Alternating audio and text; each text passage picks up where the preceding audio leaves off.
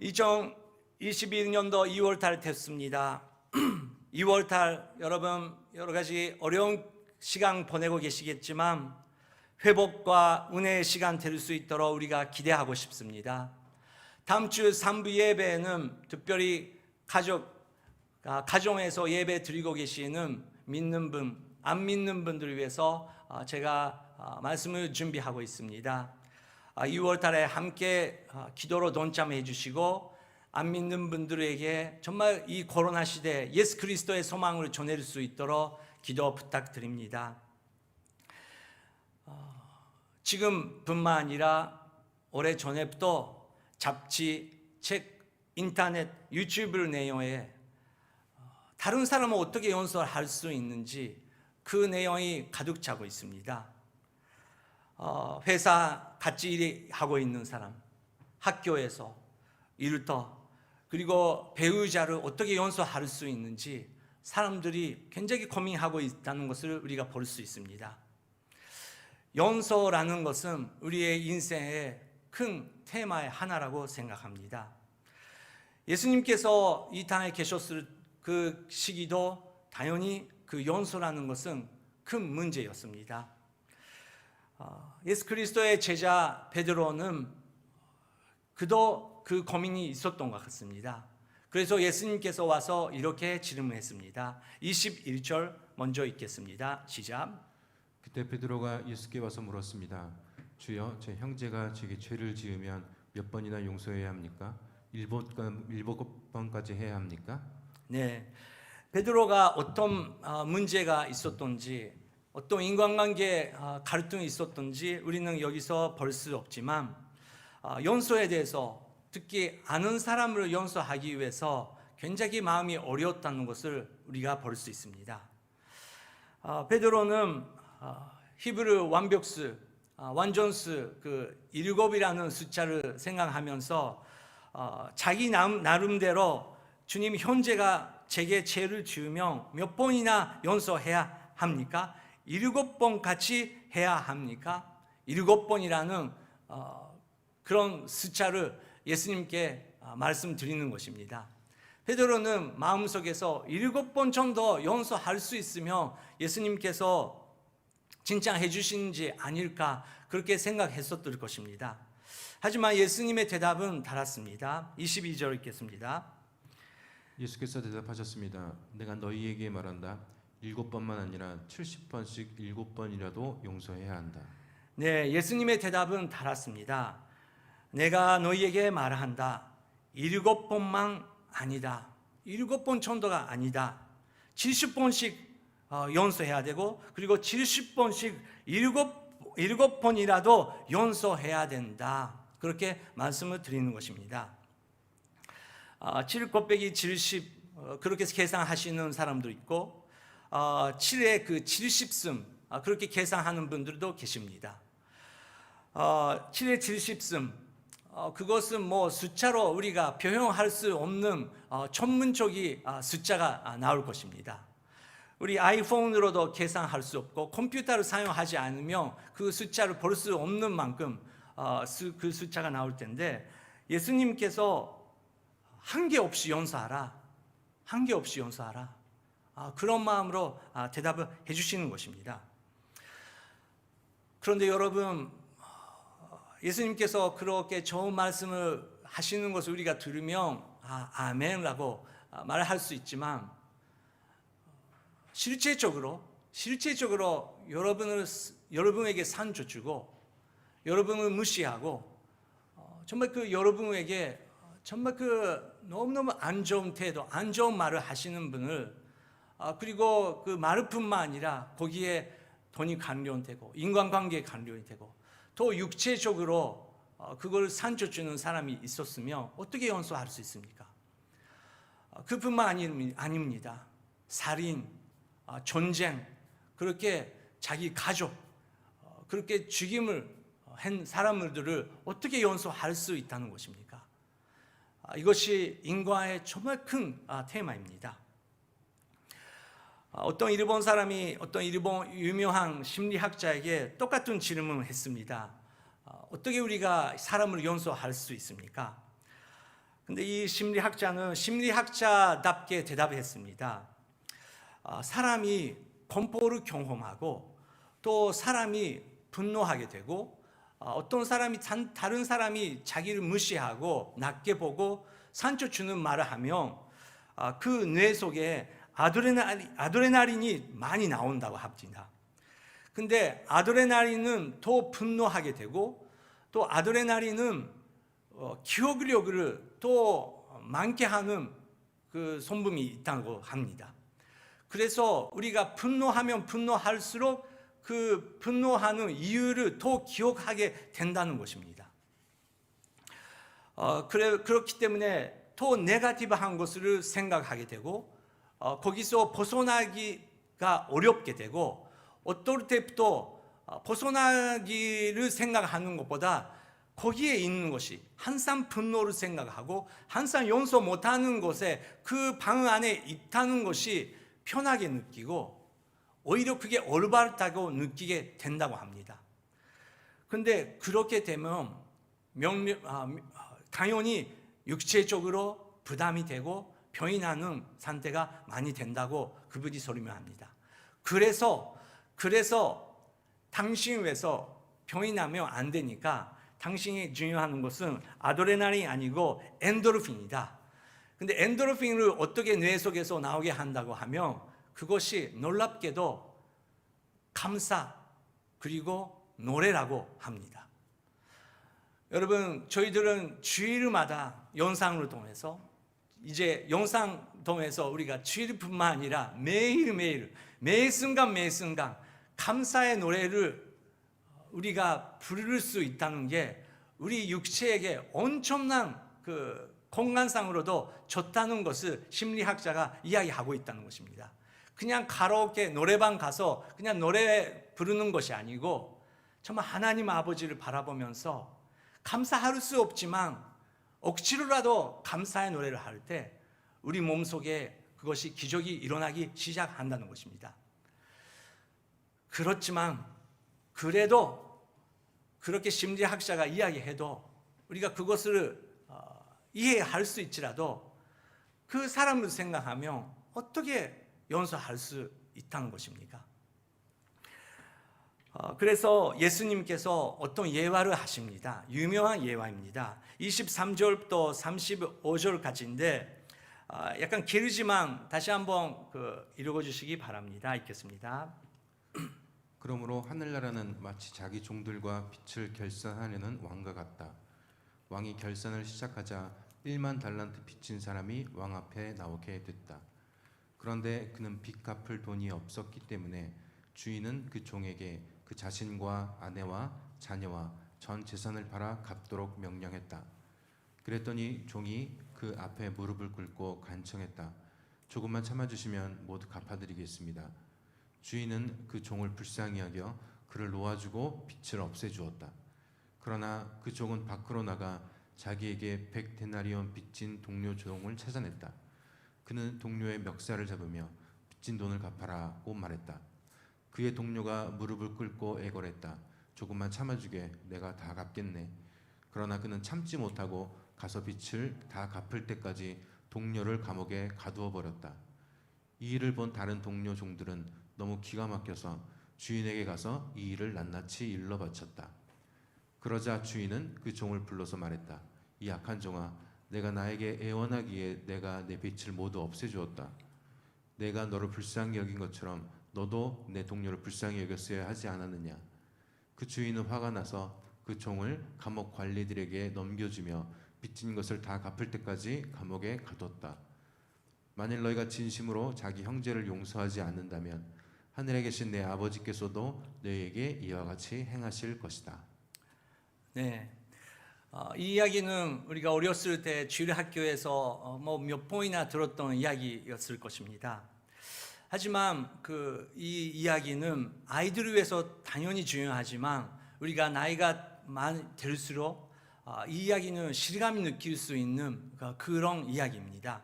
23절, 그러므로 하늘의 나라는 예수님께서 하늘의 나라, 하나님께서 지배하시는 그 나라가 있는데 마치 자기 종들과 빚을 결상하려는 왕과 같다. 그 왕의 이야기를 이해해야 하늘나라의 그 레벨을 우리가 이해할 수 있다. 그렇게 예수님께서 예발을 해주시는 것입니다. 어떤 왕이 있었습니다. 그 왕에게 1만 타란트 얼마인지 아십니까? 한국 돈으로 6조 원이라고 합니다. 일본 돈으로 6.5억 이엔이죠. 어떻게 왕에게 그 돈을 빌리는지 우리는 이해할 수 없지만 엄청난 돈을 빌린 것입니다. 근데 이제 그것을 결산하면서 왕께서 그 종에게 그것을 빨리 갚으라. 갚지 않으면 너 그리고 너의 와이프 그리고 아이들이 다 노예로 팔아버리고 그것으로 조금이라도 우리에게 돈을 내릴 수 있도록 하라. 그렇게 명령하셨던 것입니다. 근데 그 종은 그 왕 앞에 무릎 꿇고 왕님이요, 조금만 참아주시면 모두 갚아드리겠습니다. 그렇게 부탁했다는 것입니다. 근데 그 주인은 27절 그 종을 불쌍히 여겨 그 종을 불쌍히 여겨 그를 놓아주고 빚을 없애주었다. 여러분 6만 원, 60만 원, 뭐 그 정도라면 뭐 그냥 뭐 연소할 수 있고 그냥 없애질 수 있지만 그것이 6천만 원, 6억 원, 그 정도 되면 굉장히 어려운 가격이 될 것이죠. 인간관계가 완전히 깨지는 그런 레벨입니다. 근데 6천 원입니다. 6조 원입니다. 그것을 없애줬다는 것입니다. 그만큼 왕 하늘나라의 우리에 향한 은혜는 큰다는 것을 하나는 보여주고 있다는 것입니다. 하지만 이 이야기는 여기서 끝나지 않고 그 종은 밖으로 나가서 집으로 돌아갈 때 6조 원의 그 빚이 완전히 프리가 됐기 때문에 얼마나 기쁘겠습니까? 그런데 그 친구 만나게 되는 것이죠.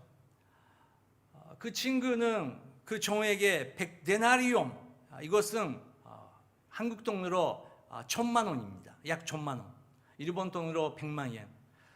그거를 빌리게 하는 친구랑 만나는 것이죠. 그 친구를 만나보니까 그 종은 빨리 그것을 내라. 근데 그 종의 이야기 들으면서 그 친구는 조금 기다려달라. 꼭 내가 갚으겠다. 그렇게 말하는데 그 친구를 연소하지 않고 감옥에 넣어버렸는데 그것을 보고 다른 친구들은 너무 마음이 아프고 그것을 왕에게 보고했다는 것입니다. 31절을 보면 이 일을 본 다른 동료 종들은 너무 기가 막혔다는 것입니다. 그리고 이 일을 낱낱이 일로 바쳤다. 왕께 바쳤는데 근데 그 이야기를 들으니까 왕은 이렇게 말했다는 것입니다. 32절 이 약한 종아 내가 너희에게 예언하기에 내가 내 빚을 모두 없애주었다. 내가 너를 불쌍히 여기는 것처럼 너도 내 동료를 불쌍히 여겨야 하지 않았느냐. 그 주인은 화가 나서 그 종을 감옥의 관리에게 넘겨주며 빚진 것을 다 갚을 때까지 감옥에 가두었다. 만일 너희가 진심으로 자기 형제를 용서하지 않으면 하늘에 계신 내 아버지께서 너희에게 이와 같이 행하실 것이다. 이것을 통해서 성령님께서 우리에게 말씀하시는 것은 너는 자랑할 수 있는 하나도 없다는 것입니다. 너는 다른 사람을 심판하고 다른 사람을 그 문제점을 지적할 수 있는 자격은 너에게 하나도 없다는 것입니다. 왜냐고요? 우리는 6조 원 그 정도 그뿐만 아니라 우리 죄 세계에는 우리의 악한 마음 세계에는 그 정도로 낼 수 없는 만큼 죄를 행했다는 것입니다. 나는 그 정도 안 했네. 그렇게 말씀하시는 분은 벌써 이미 기독교 성경을 이해 안 하고 있다는 증거입니다. 우리가 예수 그리스도를 만날 수 있다는 처음의 길은 우리에게 정말 갚을 수 없는 엄청난 빚이 있다는 것을 발견했을 때 교회 건물에 돌아갈 수 없는 만큼 나에게 자격이 없다. 나는 하나님의 하조차 부를 수 있는 자격이 없다. 예배에 들어갈 수 있는 자격이 없다라는 것을 발견된다는 것입니다. 그래서 예수님의 예와 다른 예화처럼 어떤 바리새인 그리고 어떤 세리장이 오라가는데 바리새인은 그 자랑합니다. 나는 이 세리장처럼 이렇게 죄를 지지 않고 나는 헌금도 내고 11호 헌금도 내고 금식도 하고 나는 이렇게 잘했습니다. 그렇게 말했던 한 사람 있고 다른 사람은 먼 곳에서 가슴을 치면서 주님 용서하여 주시옵소서. 나는 여기에 돌아갈 수 없는 사람입니다. 그 두 명 보면서 예수님께서 하나님께서 받으시는 분은 세리장이다. 그렇게 말씀하시는 것입니다. 그 은혜를 잊어버리면서 그 세리장이 밖에 나가서 그런 행동 할 수 있습니까? 삭개오가 그런 행동 할 수 있습니까? 할 수 없다는 것입니다. 우리가 예수님께서 이 예화를 통해서 말씀을 하고 계시는 것은 7번, 70번 어떤 내용? 그것이 아니고 그것을 기억하지 않고 어떤 나의 죄를 하늘에 계신 하나님께서 나를 용서해 주시는지 그것을 기억하라. 그것을 기억하면 누구든지 용서할 수 없는 사람이 없을 것이다. 그것이 하늘나라의 능력이다. 그렇게 말씀을 하시는 것입니다. 두 번째, 예수님께서 그 이야기를 하신 후에 더 중요한 이야기를 하십니다. 19장 1절부터 3절 같이 읽겠습니다. 시작. 예수께서 이 말씀을 끝마친 후에 갈릴리를 떠나 요단강 건너편 유대 지방으로 가셨습니다. 많은 무리가 따라오자 예수께서는 거기서 그들을 고쳐 주셨습니다. 바리새파 사람들이 다가와 예수를 시험하려고 물었습니다. 이유가 된다면 사람이 그의 아내를 버리는 것이 적법한 것입니까? 네, 그렇죠. 예수님께서 이 말씀을 끝마친 후에 이 연소에 대한 굉장히 중요한 연소에 대한 티칭을 하시고 나서 갈릴리를 떠나 요단강 건너편 유대 지방으로 가셨습니다. 거기서 많은 무리가 따라오자 예수님께서 거기서 그들을 고쳐주셨다. 치유의 역사를 해주셨다는 것입니다. 연소의 역사, 치유의 역사, 복음의 능력이죠. 그것을 예수님께서 나타내 주셨다는 것입니다. 놀라운 정말 그 감사와 찬양 넘치는 순간인데 또 그 사람들이 나타납니다. 항상 은혜가 있는 후에 그 사람들이 꼭 나타나죠. 바리새파 사람들입니다. 바리새파 사람들이 예수님께 물었습니다. 이유가 있으면 그 아내들이랑 이혼할 수 있습니까? 여기서는 아내를 버리는 것이 적법한 것입니까? 버리는 것이라고 표현되고 있습니다. 예수님께서 정말 그렇게 아름다운 사역을 기적을 하나님께서 허락해 주시는데 하나님을 부르면서 그것을 버릴 수 없는 그 바리새파 사람들을 불쌍히 여기시면서 그거에 대해서 직접 이야기하시는 것보다 다시 한번 중요한 것에 그 기초에 돌아가십니다. 4절부터 6절입니다. 읽겠습니다. 예수께서 대답하셨습니다. 너희는 사람을 창조하신 분이 처음에 남자와 여자로 지으셨다와 그러므로 남자가 자기 부모를 떠나 아내와 연합해 둘이 한 몸이 될 것이다 라는 말씀을 읽어보지 못했느냐? 그러므로 그들이 이제 둘이 아니라 하나다. 하나님께서 짝지어 주신 것을 사람이 갈라놓지 못한다. 네, 예수님께서 이혼에 대해서 그 아내를 버려도 된다 안 된다 그런 이야기가 아니고 예수님께서 결혼에 대해서 정말 인간의 기초라는 결혼에 대해서 말씀을 하십니다. 너희는 사람을 창조하시는 분이 처음에 남자와 여자로 지으셨다. 하나님께서 남자와 여자를 지으셨다.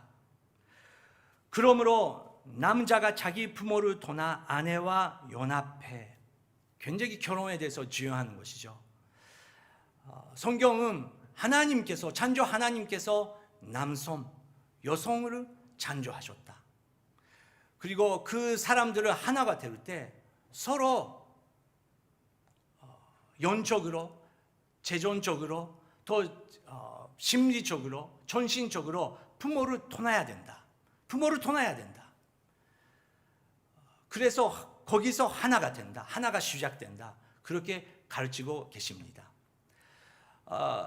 아시아 우리 세계에서는 이 가르침은 아직 진행 중입니다. 우리 아시아 부모들은 너무 아이들을 사랑하면서 또 특히 남편에게 또 와이프랑 관계가 잘 안 되는 사람은 자기 자식에게 너무 집중할 때가 있습니다. 나이가 20살, 20살, 40세가 돼도 자기권이죠. 그리고 결혼해도 그 아이들을 정말 제로부터 시작하려고 하는 것이 아니고 많이 도와드리려고 합니다. 그래서 정신력, 경제력, 그리고 영적으로 독립할 수 없는 젊은 부부들이 얼마나 많이 있는지요. 우리 부모는 어려울지라도 너희들은 제로부터 시작하라. 없는 것부터 시작하라. 이제 떠나라. 그렇게 떠나게 하는 것이 중요하다는 것입니다. 그래야 뒤돌아보지 않고 우리는 하나다. 의지할 것이 없다. 우리가 하나 되어야 된다. 거기서 시작할 수 있다는 것입니다. 연합해 둘이 한 몸이 될 것이다. 그 말씀을 읽어보지 못했느냐? 그러므로 그들이 이제 둘이 아니라 하나다. 하나님께서 작지어 주시는 것을 사람이 갈아놓지 못한다. 그래서 이혼은 없다라는 하나님 예수님께서 티칭입니다. 결혼에 대해서 우리는 많이 준비해야 됩니다. 또 우리 교회에서도 많이 카운셀링을 하고 젊은 사람들이 위경을 알으면서 우리가 가르쳐야 됩니다. 요즘에 제가 읽고 있는 책 안에서 좋은 책이 나왔구나라고 느끼는 것은 티모시 케라 목사님께서 쓰시는 Meaning of Marriage, 결혼의 의미라는 책이 나옵니다. 파워포인트에 나옵니까? 부탁드립니다. 예, 이것은 한국어에서도 번역되고 있습니다. 저는 이제 지금까지 결혼 카운셀링을 했을 때 다른 책을 사용하고 있었던데 이제 결혼 카운셀링을 하려고 하면 지금 이 시대에 이게 맞겠다라고 생각하면서 이것을 소개하려고 생각합니다. 결혼한 사람, 결혼 전의 사람 다 읽으시면 많은 것을 배울 수 있는 책입니다. 근데 티모시 케라 목사님은 여기서도 결혼이라는 것이 무엇인가 그거에 대해서 많이 가르치고 계십니다. 굉장히 깊은 세계에 같이 가르치고 있습니다. 지금까지 없었던 그런 손세계 같이도 티모시 케라 목사님은 가르치고 계십니다. 근데 그 목사님은 많은 것을 가르치고 계시지만 결혼은 연서를 배우는 세계다. 처음부터 완벽한 사람이 없고 나도 완벽하지 않은 것을 발견되고 상대방 용서하고 자기 자신을 용서하고 용서를 서로 받고 그것이 결혼의 한 길이다. 그렇게 가르치고 계십니다. 결혼이라는 것은 정말 계속 배워야 된다는 것입니다. 근데 그것을 들으면서 그 사람들은 더 질문합니다. 7절 읽겠습니다. 그들이 물었습니다. 그러면 모세는 왜 남자에게 이혼 증서를 주고 아내와 헤어지라고 명령했습니까?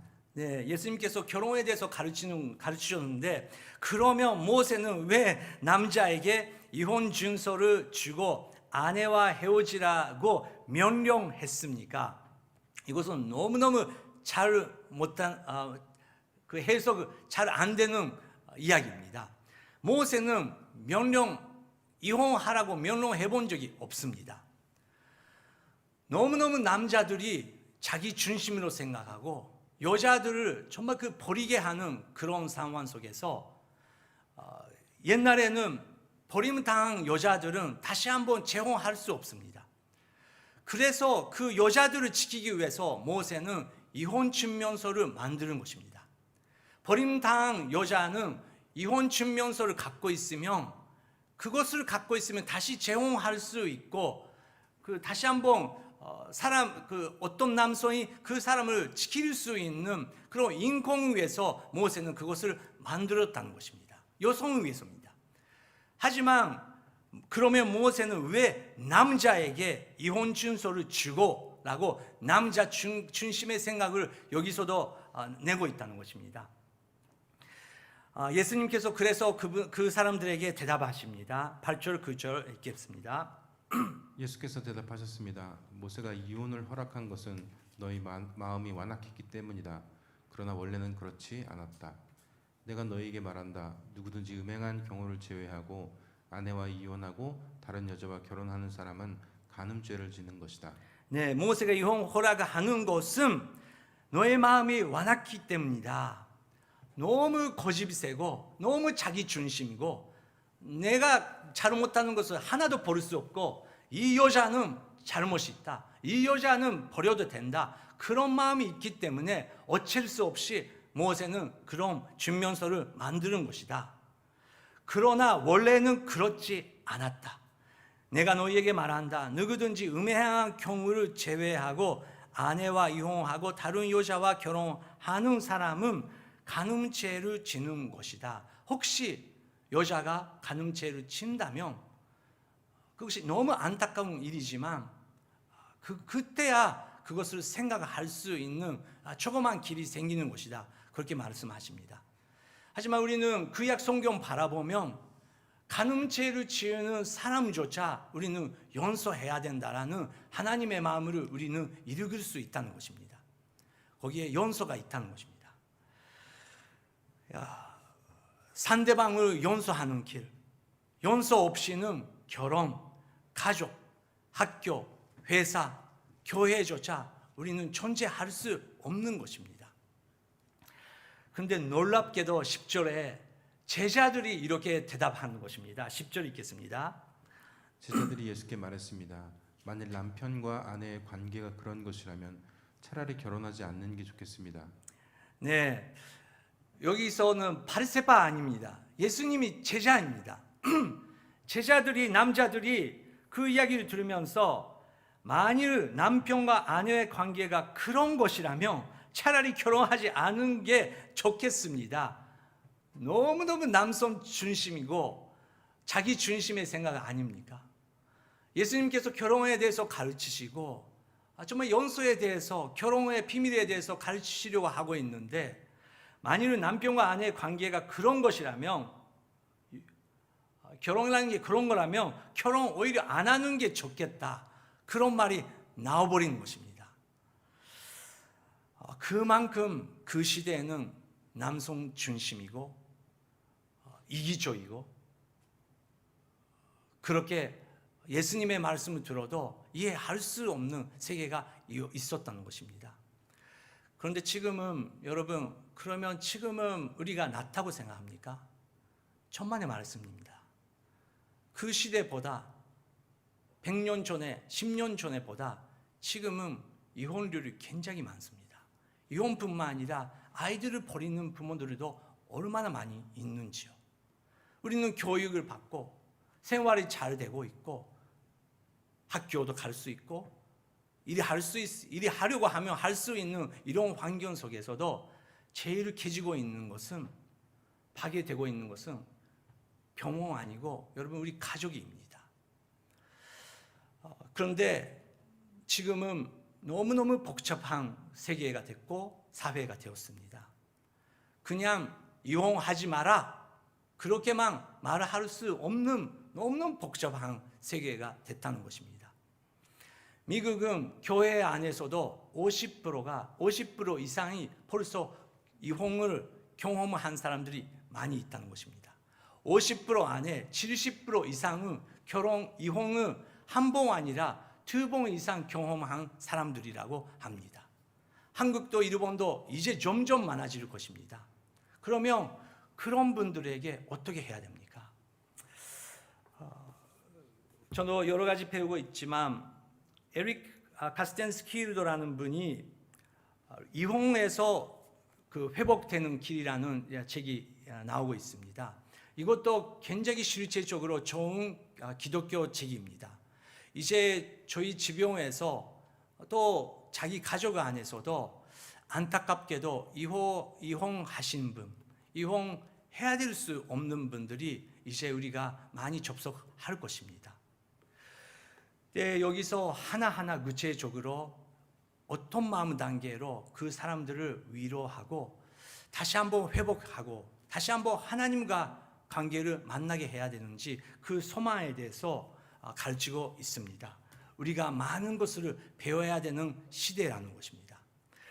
그런데 여기서도 놀랍게도 어떤 간증이 있는데 열쇠는 이혼 후에도 중요한 한 걸음은 연소라는 것입니다. 어떤 간증이 나왔는데 어떤 아내가 암 걸렸습니다. 암을 걸렸는데 굉장히 자기가 그 육체적으로 정신적으로 아프게 되었습니다. 그런데 남편은 자기가 볼 때 남편은 자기를 도와주지 않고 정말 오히려 마음이 더 나가게 되고 그렇기 때문에 마음도 아프고 육체적으로도 아프지만 그 싸움이 더 많아졌다는 것입니다. 결국은 그 남편은 다른 여자랑 살기 시작했고 암을 환자라는 자기는 버림당하고 그렇게 비참한 인생에 돌아갑니다. 하지만 카운셀링 통해서 이 여성은 이혼 후에 자기가 잘못됐다는 것을 깨닫게 되는 것입니다. 남편이 나쁜 것이 아니고 그 시간은 암을 걸렸기 때문에 내가 불쌍했기 때문에 나의 얼마나 자기 중심이 생각하고 있었던지 그것을 깨닫게 됐고 그 남편에게 회개하고 용서하고 그 관계는 다시 한번 돌아갈 수 없었지만 그 마음이 자유가 됐다는 간증도 나옵니다. 결국은 정말 그 열쇠는 연소라는 것입니다. 제자들은 그거에 대해 또 혼자 그러면 사는 게 오히려 좋다. 그렇게 예수님께 드립니다. 그 혼자 산다는 이야기를 들으면서 예수님께서 또 가르침을 하십니다. 마지막 11절 12절 읽겠습니다. 예수께서 대답하셨습니다. 모든 사람이 이 말을 받아들일 수는 없다. 오직 하나님께서 허락하신 사람들만 받아들인다. 모태에서부터 고자로 태어난 사람도 있고 다른 사람이 고자로 만들어서 고자가 된 사람도 있고 또 하늘나라를 위해 스스로 고자된 사람도 있다. 이 말을 받을 수 있는 사람은 받아들이라. 네, 제자들이 그러면 혼자 사는 게 좋다 그런 이야기를 하시면서 예수님께서 제자들에게 그런 말 하지 마 그런 것이 아니고 혼자 사시는 분들에게 예수님께서 말씀하시는 것입니다. 예수님께서 대답하셨습니다. 모든 사람이 이 말을 받아들일 수 없다. 혼자 산다는 게 굉장히 어려운 것이다. 결혼 하신 후에 남편분이 먼저 돌아가시고 와이프가 먼저 돌아가시고 또 여러 가지 이유로 혼자 살게 되시는 분들이 계십니다. 애들도 없고 가족이 없고 정말 혼자 사시는 분들도 계십니다. 굉장히 어렵습니다. 또 모태에서부터 고자로 태어나는 사람도 있다. 정말 왜 그런지 우리는 이해할 수 없지만 태어났을 때부터 결혼하지 않은 인생을 가게 되는 사람들도 있다는 것입니다. 여러분 LGBT 문제가 지금은 많이 그 세계에 나타나고 있습니다. 교회 안에서도 그 문제는 더 심각하게 이제 나타날 것입니다. 그 부분도 우리는 계속 배워야 됩니다. 그냥 동성 결혼은 안 된다 그거로 우리는 대답을 줄 수 없는 이제 시대가 되는 것입니다. 너무너무 그 세계도 복잡하고 우리가 배워야지 아니면 모르는 세계가 많이 있다는 것입니다. 여러분 미국 교회가 했던 문제점을 우리는 다시 한번 일본, 한국은 해면 안 됩니다. 20년 전에 미국 교회는 통소회는 안 된다, 안 된다, 안 된다. 그거는 죄다, 죄다, 죄다. 그것만 외쳤습니다. 당연히 그것은 죄죠. 그런데 놀랍게도 미국 사회에서 자살을 한 사람들이 제일 많은 것은 통소회 사람들이었다는 것입니다. 가르칠 길이 없게 되었다는 것입니다. 그러면 교회는 그거에 대해서 어떻게 책임을 져야 됩니까? 너가 죄를 지었다. 그것은 문제다. 근데 우리가 배우면 어떤 분은 기독교 세계 안에서도 태어났을 때부터 자기는 왜인지 모르지만 사랑할 수 없는 그런 마음을 가진 사람들도 있다는 것입니다. 그것이 그냥 악령으로 해결합니까? 죄라고 해결합니까? 그렇게 단순한 세계가 아니라는 것을 우리는 배워야 된다는 것입니다. 미국은 그것을 다시 한번 돌이키면서 그러면 어떻게 해야 될까? 그 자살을 하는 사람들을 어떻게 멈춰야 됩니까? 우리가 LGBT 사람이랑 언제 이야기해 본 적이 있습니까? 그 사람들에게 어떻게 복음을 전해 본 적이 있습니까? 그것이 하나님께서 우리에게 던지는 질문이라고 저는 생각합니다. 또 하늘나라 위에서 스스로 독신자가 되는 사람도 당연히 있죠. 바울이 그렇습니다. 예수님도 그렇습니다. 결혼하고 싶어도 또 결혼 못하는 사람들이 있다는 것입니다.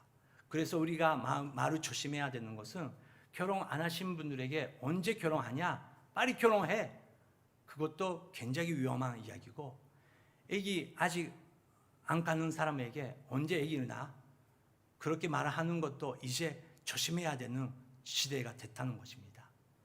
우리는 상대방이 얼마나 산조가 있고 어떤 배경이 있는지 우리는 이해할 수 없다는 것입니다. 예수님께서 모든 사람이 이 말을 받아들일 수 없는 것이다. 받아들일 수 있는 사람은 받아들이라. 그렇게 제자들에게 그 말도 조심해라고 그렇게 가르치시는 것 같이 느낍니다.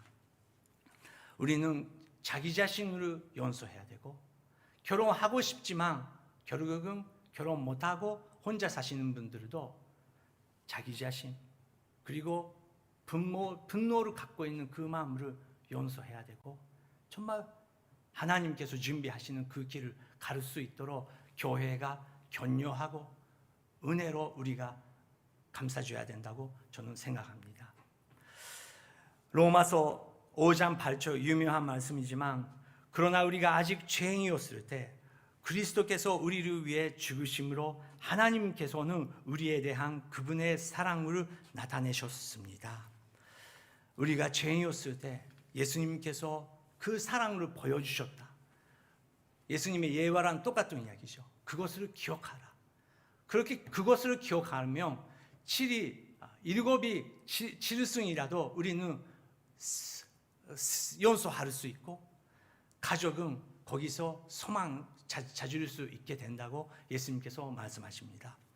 이번 주 우리는 실제적으로 기도하고 싶습니다. PPT 부탁드립니다. 액션 플랜 첫 번째, 하나님께서 나의 죄에 위해서 죽으시는 것, 사람들이 나를 용서해 주었음을 기억하는 것, 그 용서에 대한 사랑을 붙잡고 감사를 고백하는 것, 그것을 일주일을 매일매일 할 수 있으면 우리 마음에 기적이 일어날 것입니다.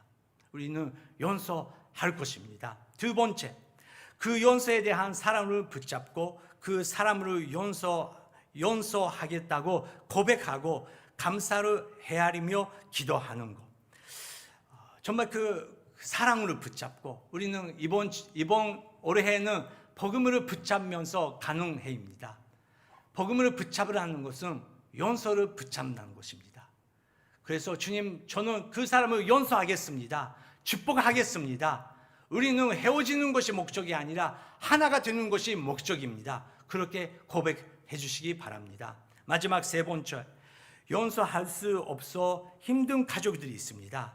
지인이 있습니다. 이 세상의 화해를 위해 그 용서에 대한 사랑을 붙잡고 우리는 피스메이커로서 뭔가 액션을 취할 수 있도록 주님 저를 사용하여 주시옵소서. 피스메이커로서 저를 사용하여 주시옵소서. 우리는 그렇게 기도하고 싶습니다.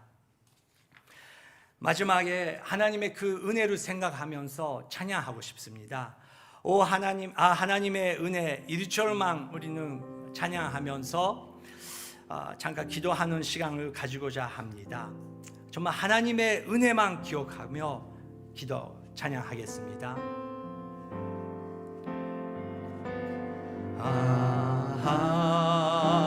하나님의 은혜로 있을 데 없는 자 왜 구속하여 주는지 난 알 수 없도다.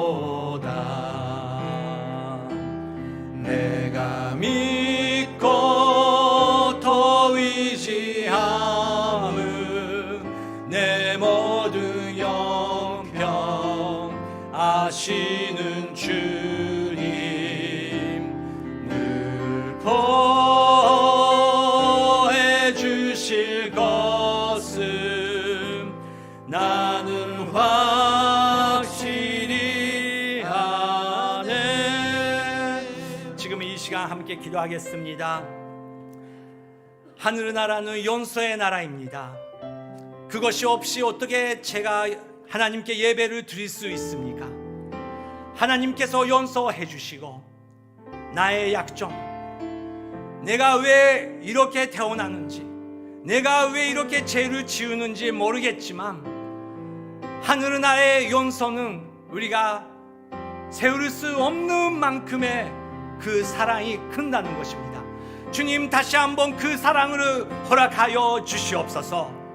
용서할 수 없는 사람을 묵상하는 것보다 예수 그리스도의 십자가의 그 큰 사랑을 묵상할 수 있는 일주일로서 성령 하나님이여 저를 인도하여 주시옵소서. 함께 기도하시겠습니다. 하나님 아버지 감사드립니다. 하늘을 열리사 우리가 하나님의 은혜를 세우고 예수 그리스도의 사랑을 기억하며 성령의 하나님의 은혜의 길을 우리가 달아갈 수 있도록 주님이 역사하여 주시옵소서. 모든 가족에게, 이 영상 보고 계시는 모든 가족에게, 개인에게 주님 화해가, 화평, 평화, 용서, 일치의 역사가 일어날 수 있도록 주님 그 마음에게 주님 역사하여 주시옵소서. 그 마음에게 새로운 바람을 부르게 하여 주시옵소서. 주님 용서하겠습니다. 사랑하겠습니다. 주님 다시 한번 사랑하겠습니다. 주님 다시 한번 사랑할 수 없는 사람을 사랑하겠습니다. 이해할 수 없는 그 세계를 다시 그리스도의 사랑으로 우리가 사랑하겠습니다. 주님 인도하여 주시옵소서. 예수 그리스도의 십자가의 능력만 주님 나타나게 하여 주시고 주님 서로 용서하고 회방되고 치유를 받고 위로로 받고 주님 나갈 수 있도록 주님 인도하여 주시옵소서. 감사드립니다. 하나님 아버지, 얼마나 예수 그리스도의 십자가의 그 은혜의 말씀을 들어야 우리는 하나님의 은혜를 이해할 수 있습니까? 성령 하나님이여 우리의 마음을 열어주시사 사랑, 은혜, 용서, 서로 이해할 수 있는 그런 교회로서 저희들을 인도하여 주시옵소서. 예수 그리스도의 이름으로 기도드립니다. 아멘.